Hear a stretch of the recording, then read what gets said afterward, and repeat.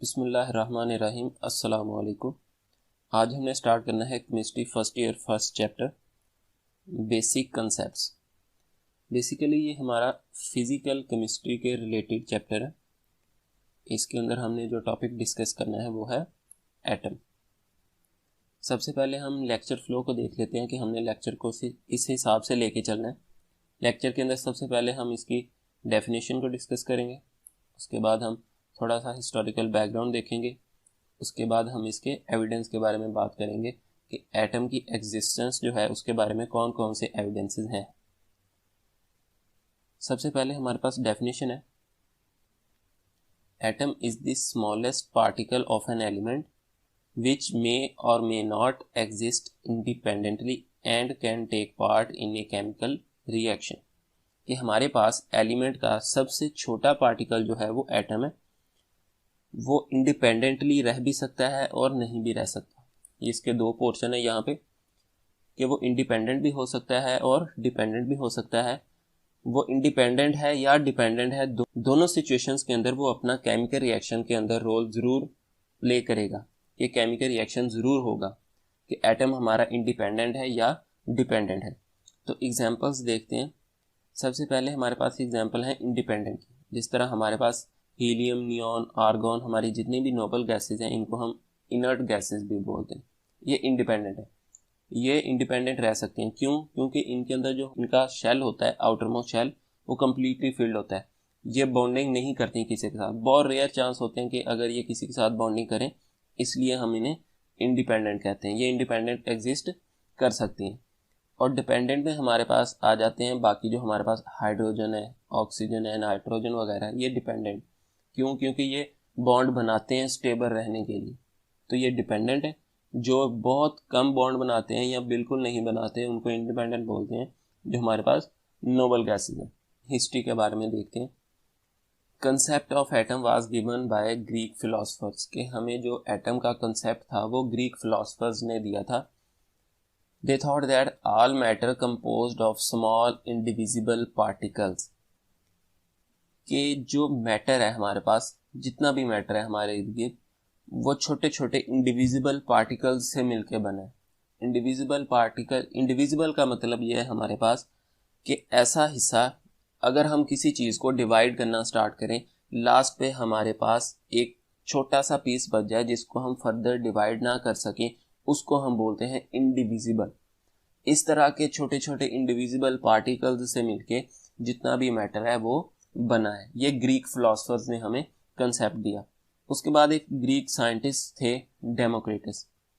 उन्होंने इन छोटे छोटे इंडिविजिबल पार्टिकल्स को एटमॉस का नाम दिया। ग्रीक लैंग्वेज का वर्ड है एटमॉस, वहां से हमने जनरेट किया एटम। एटमॉस का मतलब है इंडिविजिबल। ग्रीक लैंग्वेज में इंडिविजिबल को बोलते हैं एटमॉस। नेक्स्ट है हमारे पास एविडेंस ऑफ एटम, कि इसके बारे में कौन से एविडेंसेस हैं कि एटम एग्जिस्ट करता है या नहीं करता।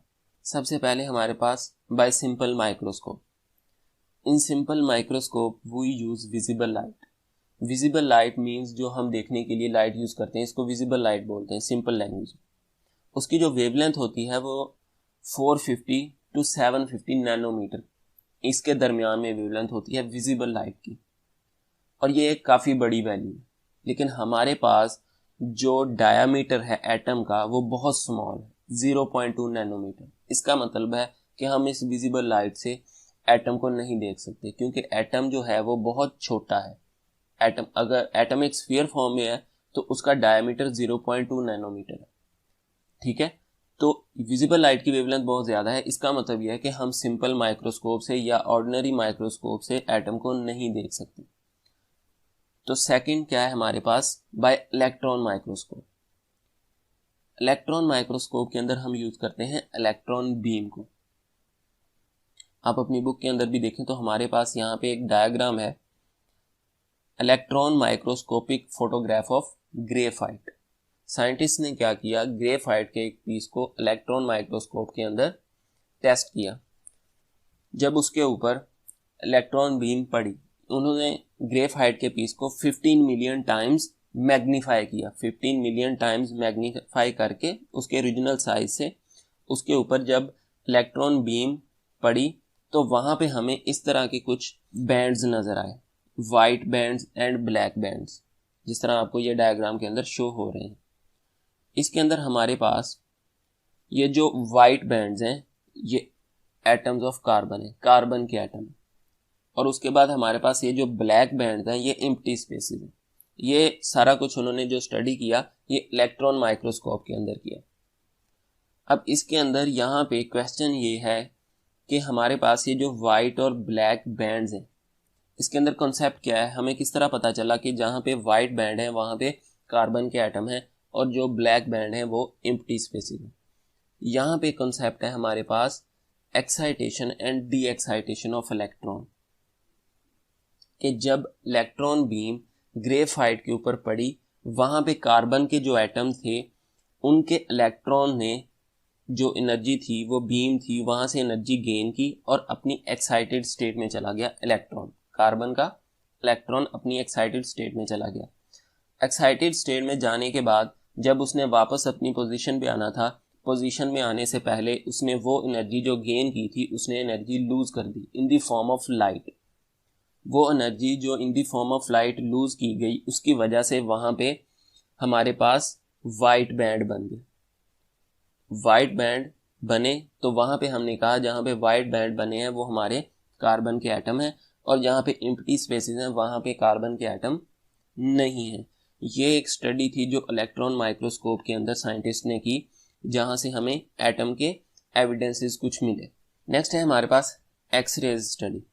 एक्सरेज स्टडी से हमें पता चला कि जो एटम का डायमीटर है वो है 2 × 10⁻⁻10 मीटर और 0.2 नैनोमीटर, इतना छोटा डायमीटर है। अगर हम स्फीयर फॉर्म की बात करें, डायमीटर क्या होता है हमारे पास, अगर हमारे पास सर्कल है तो उसके एक साइड से लेके दूसरी साइड तक जो डिस्टेंस होता है वो हमारे पास डायमीटर होता है।